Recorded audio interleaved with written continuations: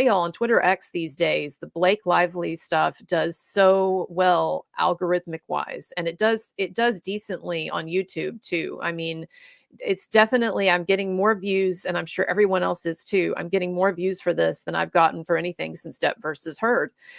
And I understand some people find that like off-putting, and they're like, oh, well, you know, it's just for clicks and views and money. But it actually is. There's lots of things that have come along that I could have covered that I know would have gotten me a lot more traction over the last several years, but I just wasn't interested in it. So I think that, I'll tell you something, I think that YouTubers, content creators like me and a number of other people, I think I can speak for most of my friends, that what we try to do is find that sweet spot between in our genuine interest and something that we think is genuinely culturally relevant or interesting or important, and then something also that can get us traction view wise. I don't want to speak for everybody, and I know, like, for instance, I see like that Umbrella guy who continues to cover the Hale thing, even though that does not get a ton of views or a ton of interest, relatively speaking. But I look at him doing that and I say to myself, he just really fucking cares about that situation in that case. And we've all had cases like that, or things that we're interested in, right? So anyway, long story short, though, that's kind of my reasoning with the Blake Lively stuff, is that I do think it's really interesting. Almost immediately, like as soon as Justin Baldoni filed that lawsuit, then it was like, oh, okay, I see what this is, game on. And for me, like I've said before, it really was a moment like reading the Depp versus her, the Johnny Depp lawsuit against Amber Heard for the first time. And like, you're, you know, as it says in the Bible, Paul says, you know, the scales fell from my eyes or whatever. Or maybe that's in the book of Acts. The scales fell from his eyes. But it really is that kind of a moment. And so that with Depp, and then Justin Baldoni was really that for me. But let's look at this post here and see. Okay, so this is something I do spend a significant amount of time, I have to say, trolling Blake Lively and Ryan Reynolds' operation, whoever is running it. And look, that's just part of the game that y'all signed up for. I understand. By y'all, I'm talking about Ryan Reynolds and Blake Lively.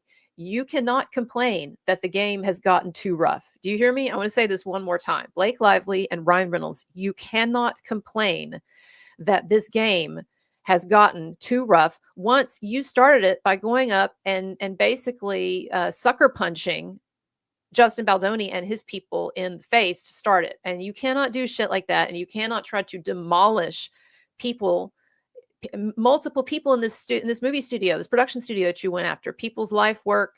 You cannot get people canceled and then expect that you're just going to get like a little love tap or whatever in return. No, you start a war.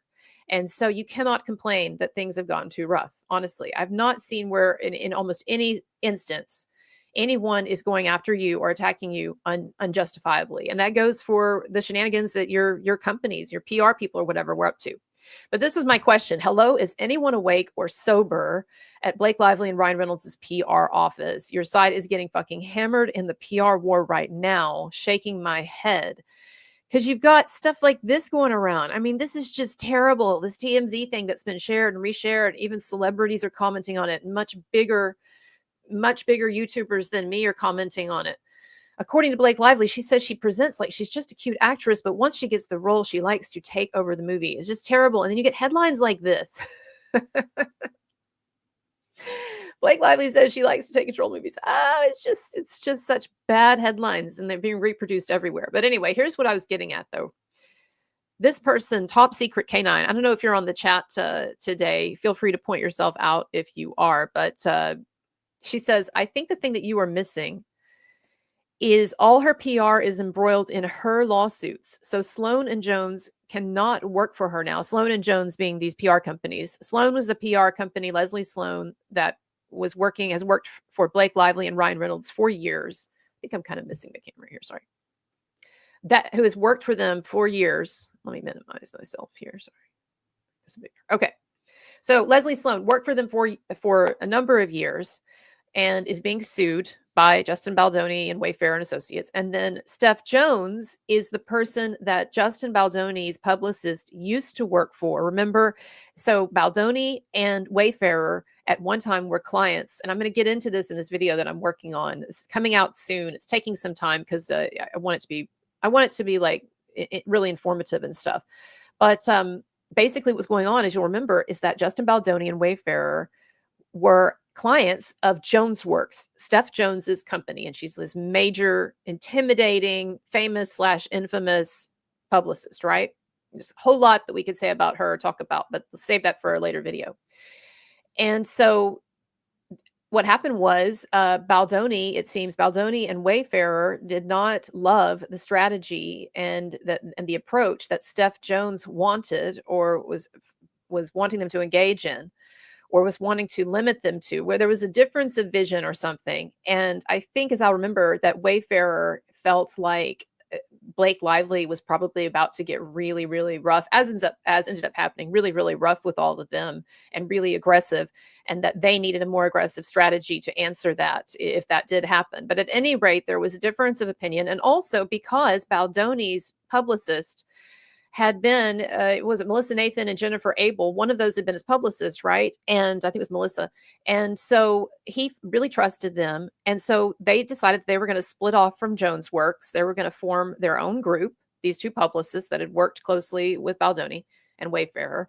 And so Jones Works interpreted that Steph Jones as basically a kind of a theft of her clients and this unconscionable, basically this unconscionable rejection and everything like that. So she has all these, she sued them. And so she and Lively's, Jones Works and Steph Jones are on the same team in all of this with Lively and Reynolds, in the sense that they are also suing Baldoni and they're suing Wayfarer and they're suing Baldoni's publicist, right? So this is kind of how it gets complicated. But this was the comment here. I think the thing you are all missing is all her PR is embroiled in her lawsuits, meaning Blake Lively's.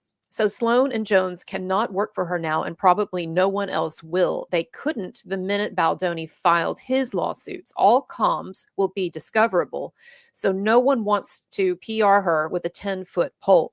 So then I follow up and I say, are you saying you think that Sloan, sorry about this misspelling there, but you're saying that you think Sloan has dropped Lively, and Lively has no PR? And then in response to that, she writes, yes, once Baldoni lawsuit dropped, there is no way Sloan or Jones could work for them again. I mean, if I were either of their attorneys, I would not let my client do such a thing. Think it through. After the fact, communication discovery, no way. I've said before, do not be surprised if Jones gets a countersuit by Lively to justify a settlement.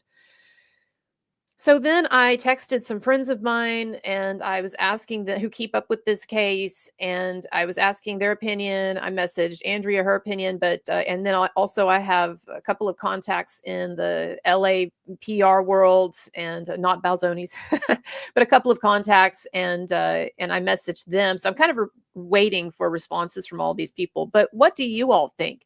Do you all think then that at this point, not Steph Jones, Leslie Sloan, and this huge PR operation that has been holding Ryan Reynolds and Blake Lively's hand for years and years and years, and helped to get him out of the creative and commercial slump that he was in years ago, et cetera, et cetera. I mean, there's an interesting story there as well for people who don't know. But do you think then that she is out of the mix now, that she is is Leslie Sloan not doing PR, do we think, anymore for Ryan Reynolds and Blake Lively, because she is now part of this lawsuit?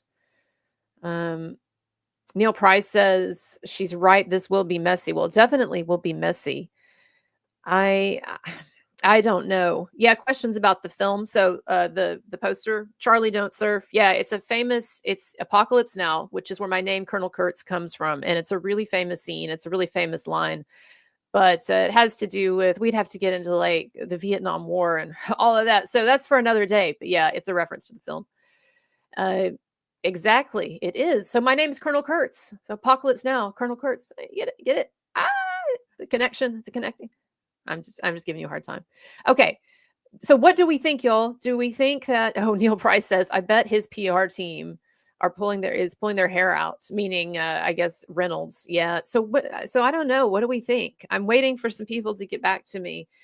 And then someone else suggested to me that to remember that maximum effort, which is Ryan Reynolds's company, right? Or one of his companies, that's probably who's doing the PR now. In other words, they're probably keeping sorry, I'm getting a call here.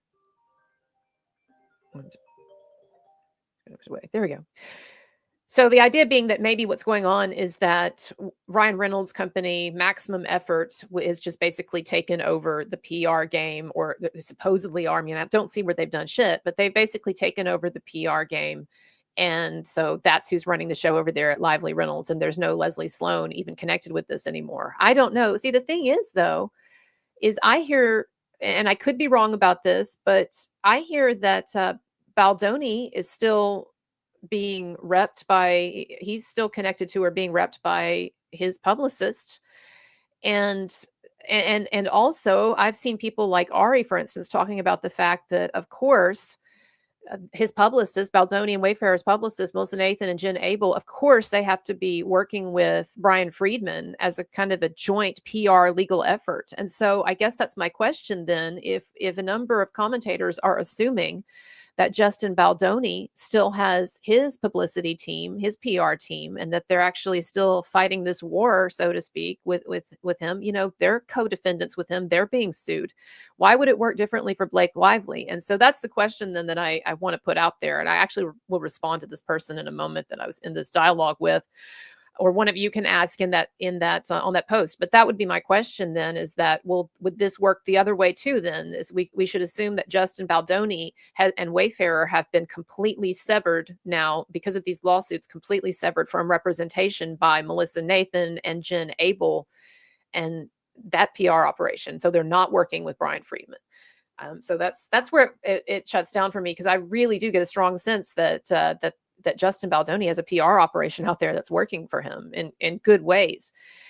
But maybe it could also be too, here's something to consider. It could also be that Brian Friedman, Justin Baldoni's attorney, is such a prodigy when it comes to this new media legal hybrid game that we're playing now, right? Where it's just as much about media and PR, if not more, than it is about winning any kind of legal battle, right?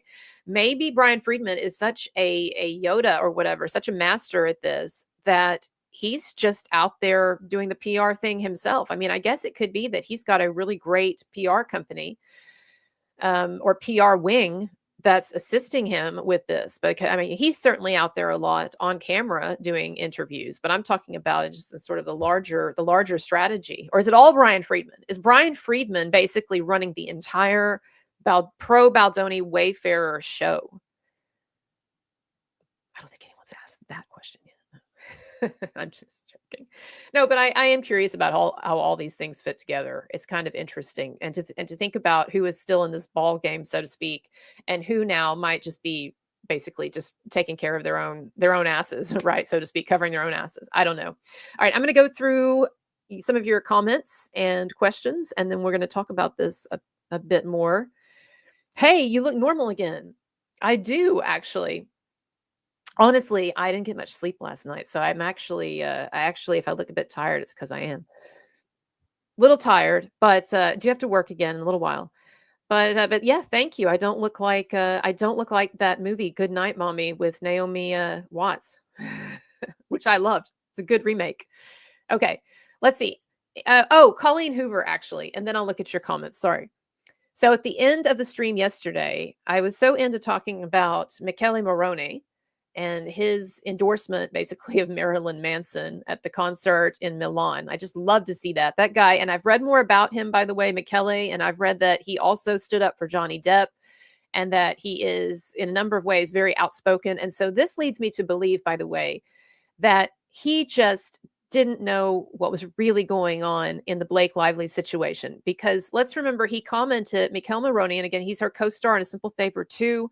And right after Blake Lively put out her complaint, not her lawsuit, but her complaint about Justin Baldoni and Wayfarer, then very, very early, very soon after that, Michele Morrone made a comment, and it was something about he really felt pain in reading that, et cetera, et cetera. It was not even like, it wasn't even really taking a stand. It wasn't like Justin Baldoni sucks or anything like that. But remember, y'all, that was very early. I mean, I didn't even know what was going on. You literally had Ari Jacob and I guess Zach Peter, right? I'm sorry, did I just fuck up his name? Anyway, but you know the guy. He's out there all the time talking about this. He was early too. I watched his podcast earlier, about 45 minutes ago, and he was pointing out, not in a like bitchy way, like, yeah, yeah, yeah. But he was just pointing out that very early on, he also had been calling bullshit on some stuff or exposing this collusion between the New York Times and Blake Lively's people. And so I do want to give him credit too. I'm not on TikTok as much, so I just wasn't aware at that point. But anyway, the point is though, even early on, I'm trying to explain like Michele Morone, like how he did what he did. Early on, I was thinking, well, some of this kind of looks shady, but I don't know.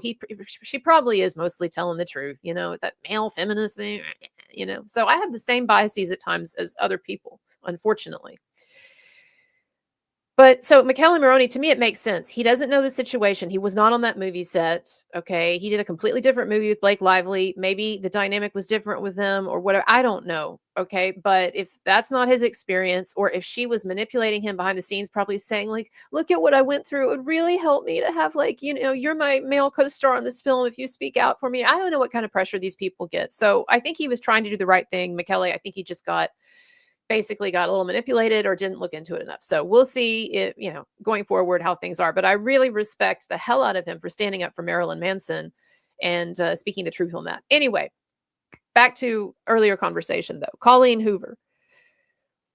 We at the end of the chat yesterday, someone came in at the end, was trying to get my attention. I don't know if he's here today, but thank you for that if you were. But trying to get my attention, saying, "What about Colleen Hoover?" Yes, so Colleen Hoover did come back to Instagram, and it looks like she pulled her photos with Blake Lively and Ryan Reynolds. And so I didn't say much about it because I feel like it's already basically been said. But in her case, just that it's really pathetic that she, unlike people like Michele Morone, that she actually knew Justin Baldoni really well, and that she had collaborated with him, and that he was the one who initially had this vision for this project before Blake Lively came on board, and they had this rapport. And she had to have known, this is my thing with Colleen Hoover, girl, you had to have known that he was a good guy. You had to have known that with all of your experience. And so then you could have just kept your mouth shut. I get people get scared, and not everybody can be like a Dietrich Bonhoeffer or something. Not everyone is made for that in this world.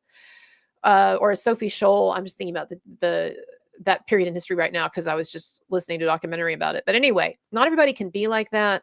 But you can also, sometimes you can at least omit something. You can decline to say anything if it don't do harm, right? It's like the Hippocratic Oath: do no harm if possible. And Colleen Hoover, I just have to believe that there were a number of different ways you could have handled that situation, knowing that Baldoni actually was and is a good guy. I get that you were probably getting a ton of pressure from Blake Lively, but you could have handled that differently. You did not need to pile on. And of course, that opens the question then of, well, maybe you piled on not out of manipulation, but out of greed, because you wanted this better deal that you saw with these big stars and these big companies and all of that. And so maybe, Colleen Hoover, you turned out to be more Machiavellian than we thought. So I don't know. That's it. That's a whole interesting thing. And she's certainly now going to pay for her disloyalty by being dragged through multiple lawsuits. I know she's not named by anyone yet. She hasn't been sued, but she's going to figure in significantly, I think, at times, especially if it turns out that there was as much manipulation or collusion going on behind the scenes with all of this. And so she's going to be dragged through these lawsuits, and a lot's going to come out of that. So that's how this game goes. So that's my thoughts on her. Yeah, I don't know. Now, I see some of the lawyers today talking about the request by Blake Lively's team. Well, I shouldn't say request, demand to get 2 years worth of back communications from Justin Baldoni. In other words, they want access to his phone, his comms, and all of that going back, and his team, Wayfair, all that going back 2 years. And so there's a debate online by some of my attorney friends whose shows I watch. One is Andrea Burkhart. Check her out if you don't know her work. And the other is Legal Bites.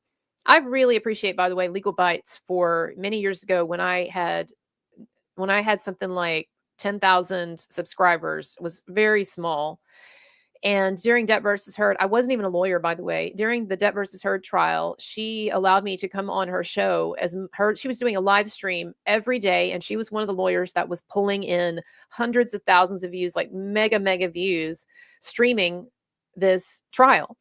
And I was not a lawyer and I had a small audience, and she let me come on her show every day that I wanted to, and I should have taken advantage of it more. And honestly, that's one of the reasons why I decided to start this live stream, because I really regret that during that whole Depp versus Heard stuff, that whole saga, if I was going to cover it, I really regret that I didn't cover it more. You know, there were times during that trial when I would only put out like a video a week, or a video every 2 weeks. I just want to like go back. I want to get a time machine, like in Back to the Future, when old Biff goes back to tell younger Biff, like, you need to bet on these games because this is going to turn out this way. And then it completely like changes. And then he becomes like the Elon. Biff is like the Elon Musk of the world.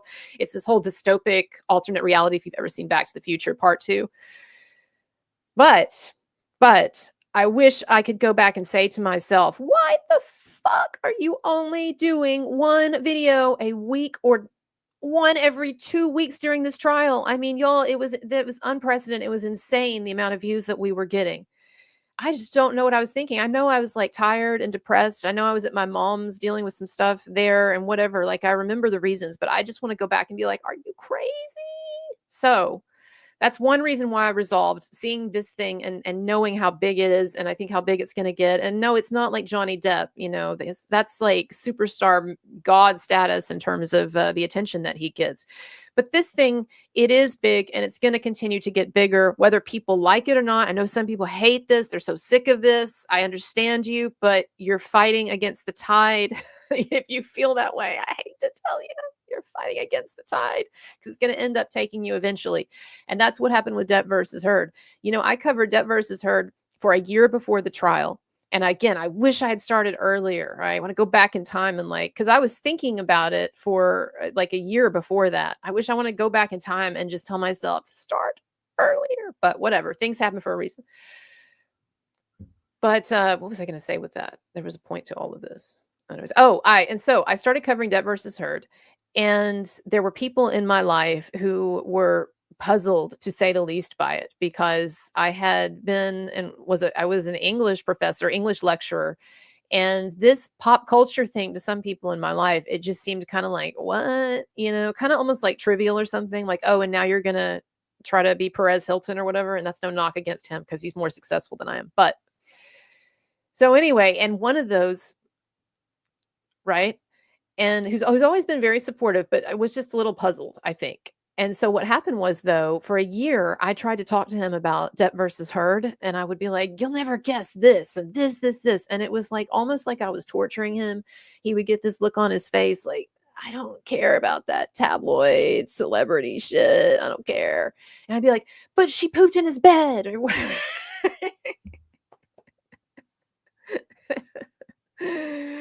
And so, but he was unfazed. But where I'm going with this, though, is that, wouldn't you know, a year later, when the actual trial rolls around and they start talking about it on Saturday Night Live, and it starts seeping into mainstream media coverage, and then they start talking about it on some of these alternative podcasts, even that he listens to, even like economic podcasts or whatever, right? It starts seeping in.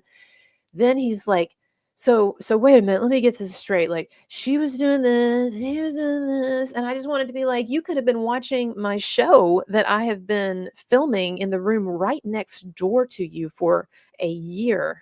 But here's my point. I was resolved with this, with Blake Lively and Justin Baldoni, that I was not going to let this big opportunity be wasted this time around, just in terms of, you know, I really want to put as much content out there as I can to get new subscribers and followers and everybody on board. Because here's the thing, y'all, what happens then is, once you do have more subscribers and more followers, whatever, then you can talk about other things that you care more about, or that maybe some in my audience would find more relevant, and you can have a bigger audience for that. Did you know that in the months after Depp versus Heard, that any video that I put out, and yes, it did wane, and that's something that I learned from this too, is there's ups and downs, definitely, and there's seasons in this whole thing, right? All the more reason to take advantage of the good seasons, right? Because winter is always coming for us at some point. But and I lost my thought again. Oh God. Oh my God. I need Ritalin. Someone give me a Ritalin prescription. No, but I did lose my train of thought, but I'll find it back again in a second. But the Depp versus Heard thing, you know, ups and downs and all of that, but it ended up being a really significant story. And so that's how I feel about this, is that you can say that it's, oh, I know what I was going to say. I was going to say that in the months after Depp versus Heard, even though, yes, after a while interest wanes, and that's happens for, you know, everybody, it looks like, in this business. We all got this big pop with Depp versus Heard, and then we kept some of those subscribers, or a lot of those subscribers, some of those views, but they kind of wane over time. But here's the thing. I got way more views than for when I would put out a philosophy video, when I would put out a video on some other topic, such as the Marilyn Manson cause that I care a lot about, or anything else. I got way more in the wake of Depp versus Heard. I got way more views. And so it really is one of these things where you have to a degree, you have to go where the interest is, but also so that you can come back around and get more views for the things that you care more about. But I do think that this story is culturally significant. And I think that whether you like it or not, you're interested in Blake Lively thing or not, in the end, the tide is going to take you. And that's just all I have to say, whether you like it or not. In the end, I think it's going to take you. Y'all, I have noticed on Candace Owens, let me say something about Candace that I find interesting lately. Candace's show. By the way, I'm still watching every episode, and I have watched every episode of the Brigitte Macron series, and I am still completely unconvinced that she is a man. And I understand some of you say that you watch it and you get all of this evidence. I haven't seen like any evidence of anything. So I don't know. Again, that's not a knock at Candace. I'm so impressed at the way she has infiltrated the culture in with her coverage of this. I was at a restaurant. I'm coming back in a minute, but it's what I was saying. But I was at a restaurant with my mom the other day in East Texas, and we were talking about the Candace thing because I had my mom watch it and listen to it with me because I want her opinion as well, because she is like culturally very, very conservative, East Texas Southern Baptist, does not like Democrats, or what, I mean, not on a personal level, but does not like Democrats or whatever. So like, she is Candace Owens' target audience.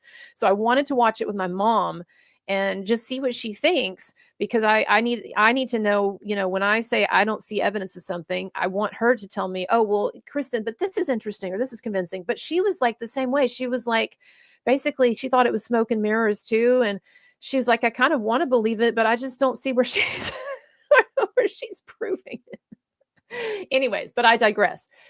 One thing I find interesting about Candace's coverage, or what's happening on her channel, with this Blake Lively, Justin Baldoni thing, is I have noticed, I watched her coverage yesterday, and I have noticed there is an increasing resistance among a significant number of Candace Owens' viewers, at least that I see on the chat, an increasing resistance to this story, because there are apparently a lot of people in Candace's audience who don't consider this to be the important political stuff that they come to her channel for, and that it's this silly Hollywood story, and they're tired of it. And okay, we've already heard all of this, and we don't need to hear it again and again and again, and all that. Like a real hostility expressed by a number of her viewers on the chat, a number of her viewers and fans, to this story, and even saying explicitly, we don't want to hear this anymore, blah, blah, blah. And I say this not in any way to troll Candace, but I say this because one of the challenges as content creators is that as you cover stories, you gain an audience that wants more of that type of story. But you can't just, it's like in politics, you can't just have your base. You have to have your base, but you have to expand also beyond your base, or you never win, so to speak, right? And the same thing when you're trying to like build a brand or get the ball rolling with some of this stuff, or in Candace's case, keep the ball rolling, is that you're going to have at times dissension within your audience as to what they want to see or hear. And those are hard decisions to make. Because at the same time, I'll tell you, and thanks for the super chat, Dan. Dan says she bit off way more than she can chew. Not you, Kurtz. I mean, Blake. But no teeth, right? Without the teeth. Oh, man, Blake Lively. Yeah, who was sexually harassing whom there? Without teeth.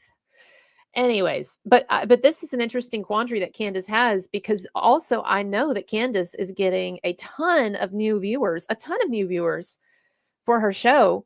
And committed viewers, people who, like, a lot of people in my audience, hell, you know, I'm watching her show, whatever. I didn't used to watch it except occasionally. Although I have always watched the Brigitte Macron stuff, because I actually think it's fascinating. I just think it's bullshit, but I think it's fascinating. Anyways, I do feel sorry for her if it's not true, which I think ultimately it isn't, but I do feel sorry for her that she's, you know, being put through all of this. But then again, that is what it is to be a politician and a political wife these days. And Macron is very unpopular with a lot of people for things that had, by the way, in France, for things that have nothing to do with whether or not he's married to a man. And so if Macron were more popular or were leading France in a way in which more French people themselves were pleased, then, this story might not be getting traction either. Okay. But when people are displeased with a politician, then they're going to get into this kind of stuff. But here's my point, though, is that Candace is getting a lot of new viewers with this Justin Baldoni, Blake Lively coverage. And so I see something really interesting going on in her chat. Now, I would have to then look at like her stats and sort of like, because, people can always scream about stuff in a chat. It's not necessarily representative of your audience. So I'd have to look at her stats and like how many new viewers she's getting with this Justin Baldoni stuff versus people that she might be alienating in her fandom by sticking with this so much. But I would imagine that the number of new viewers that she's getting makes up for the people that she's turning off in her audience. So what I would expect you to see, and I'm not knocking any of this, by the way, it's great strategy. But what I would expect to see with Candace's show is that she is going to continue to lean into this really hard, the story, as are all of us, right? And that's going to increasingly alienate some of her viewers, and they'll end up just having to turn her off or go elsewhere. So I did notice in Candace's show yesterday, she explicitly said that she was going to continue, and not using these words, mind you, but paraphrasing, but she did say that she was going to continue to extensively, regularly cover this story until it reaches an end. And she said yesterday that she had come to the conclusion that it was not a good trend in society for people to mention stories and maybe come in and out on them, occasionally commenting, but not to really stay with them. She said this, not to really stay with them and see it through to the end and whatever, and that she planned to do that with this Justin Baldoni, Blake Lively thing. Well, what she's trying to communicate there to her audience is prepare to hear this constantly. And I don't knock it, dude. I don't knock it. Hate the game, not the player or whatever. And my only issue so far with Candace was when I felt like it was getting a little ridiculous that she was accusing the Daily Mail and others of ripping her off on this Baldoni Lively stuff when you could make the same argument about her. But look, this is how the content creation stuff works. We all rip each other off, basically, and you try to give credit where you can. You're not always that successful or what have you, right? There's just a lot of stuff always going around. Sometimes you don't even know where something came from, right? Because it's already like been given to you like third, fourth, fifth hand or whatever. But yeah, but that was my only issue with her. And I do disagree on Brigitte Macron, and I'm sure many other things on her show. But she is success. She's quite the successful show woman, and she has done a lot. She and Megyn Kelly to push this Baldoni Lively thing to the front of the cultural consciousness, and that has helped people like me a lot too. Because what happens is in these cases is that people get really interested in this stuff because of the higher flyers, right? The more noticeable people with bigger audiences, but then they want to look into stuff more, and they eventually then will find their way to people like me, hopefully. But Candace and people like her are also useful at providing what my ex-military guy, my significant other, would call top cover. He was talking about this the other day, and I was like, oh yeah, that's what I was trying to say about Candace Owens. And one of the things that's valuable about having her on, even though in my opinion, she can be a loose cannon. I know it's kind of pot calling the kettle for some of you, but I was like, I was trying to think the other day on the stream of the term for this, of like someone who is flying higher or who is bigger, makes a bigger target, and they kind of take the heat for the others, right? Because it's like Blake Lively ain't going to worry about some of us when Candace Owens is on her tail. You have certainly stepped in it, ma'am. I'm speaking to Blake Lively right now. You have and Ryan Reynolds. You have certainly stepped into it, ma'am and sir, if you've got Candace Owens on your tail, because just ask the president and first lady / first man of France what it's like to have Candace Owens. Don't you know that whether Brigitte is a man or a woman, and again, I think she's a woman. I think this whole thing is honestly ridiculous, but whatever. But whether she's a man or a woman, whatever the truth is, don't you know that the president of France and his wife, they sit there each day in front of the computer or in front of their screen TV and they watch Candace Owens's latest show and they say to they say to themselves, "My God," whether it's true or not, either way, they've got to just be like, if it's true, then it's like, what the fuck? How did she find us out? How has this gained this much traction? And if it's not true, as I think, then it's got to be like, how has this woman been able to take this bizarre theory and string all this stuff together like some kind of raving schizophrenic and people are buying it? So whatever you think there. All right, y'all. It's 2:00. I think 45 minutes is a good run here. So I'm actually going to go. Again, I have to work today, but I appreciate y'all, and I'm checking my PayPal here before the show, before I go, make sure I'm not missing anything. But my link is there if anyone ever wants to donate. You can do a super chat, thanks button, or you can do the PayPal linked below. Yeah. So I appreciate my mods as always, and all my peeps. And I think, yeah, we said everything I want to say about Blake Lively today. So y'all have and somebody come up with an answer for me, a good answer about Blake Lively and representation, PR representation. Is it conceivable that she still has the same PR as Leslie Sloan, or would they needed to have severed that relationship? And if so, then does that mean that that Justin Baldoni then has severed his relationship with his PR peeps? So one more thing. I want to end on one more note. And by the way, Dan Campbell, that is so sweet. Thank you so much for that. One more thing. Actually, everybody. Oh, I made 30 people leave too soon. But listen. I'm trying to get Nick Rekieta on my show. Not to even talk about anything that's going on in his life unless he wants to. But we don't have to like say a word or insinuate anything or anything. I don't care about all that. I just want to hear him talk about the Blake Lively, Justin Baldoni thing. And I know that it's like not his thing and he hasn't probably been paying a ton of attention to it, or maybe he has, I don't know, but I have DM'd him and I have asked to get him on the show. And I just want some of you to apply a little pressure, because I would just love to see him just chatting about this Blake Lively shit. Like, you don't even have to know the case. You don't even have to read the lawsuits. Just like, it's in the air, right? And I just want some Nick Rekieta commentary of what is in the air with this Justin Baldoni, Blake Lively stuff. And then if he would like to look into it a little more extensively, I would love that commentary too. We don't even have to talk about life updates or anything like that. But someone talk to Nick. Push him over my way. Push him my way. All right. Need to get Nick on this stream. All right. Bye, everybody.